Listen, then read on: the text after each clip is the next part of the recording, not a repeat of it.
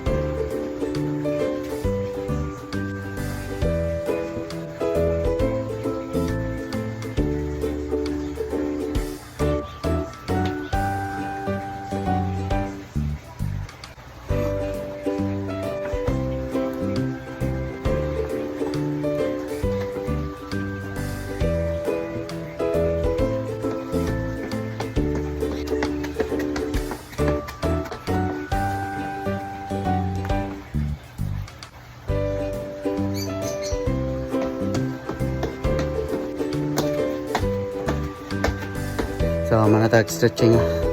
Tara, let's go.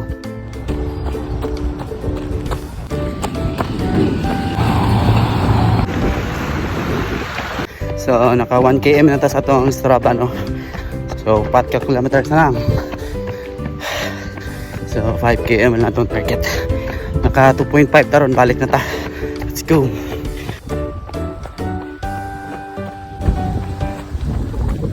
Yo, what's up? So, nakuha na itong 2.5, no? Pabalik na ta. Alright, let's go.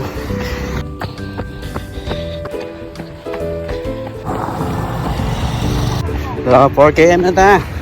1 km na lang. Let's go. Yo, what's up? So, nakuha na natin itong 5 km na target. So, cool down na ito mga ka-teammates. Pabalik na ako sa balay, no? So, nakasulod siguro ito mga 30 minutes, no? Cool down sa ito mga ka-teammates. Let's go. Yo, what's up? So, nakauli na ito mga ka-teammates. Nakadali sa balay karon.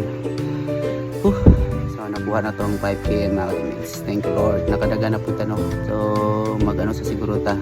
Mag-push up sa takadali o sit-ups ng mga 2 sets sa siguro. So, karon mag-break sa ta. Saging break. Let's go.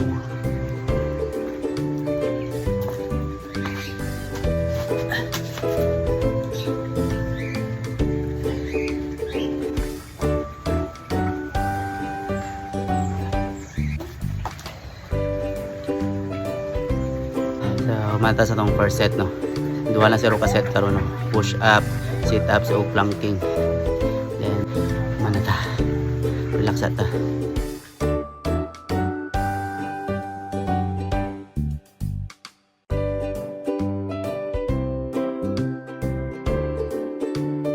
So naman na to tong 2 ka set, no? So okay na ta, humana ta sa tong workout for today's video mga ka-teammates. Naka 5 km ta niya. So kaset na routine na to, no? Push up, sit ups o planking. Kato lang. Pero okay na kayo itong mga ka-teammates. Kato lang mga ka-teammates. Thank you for watching again ha. So stay healthy and fit mga ka-teammates. Daga na mo diya. Magkalaw-galaw na ta diya kay 2025 na. Until sa next video na to mga ka-teammates. Salamat usap. God bless and bye bye.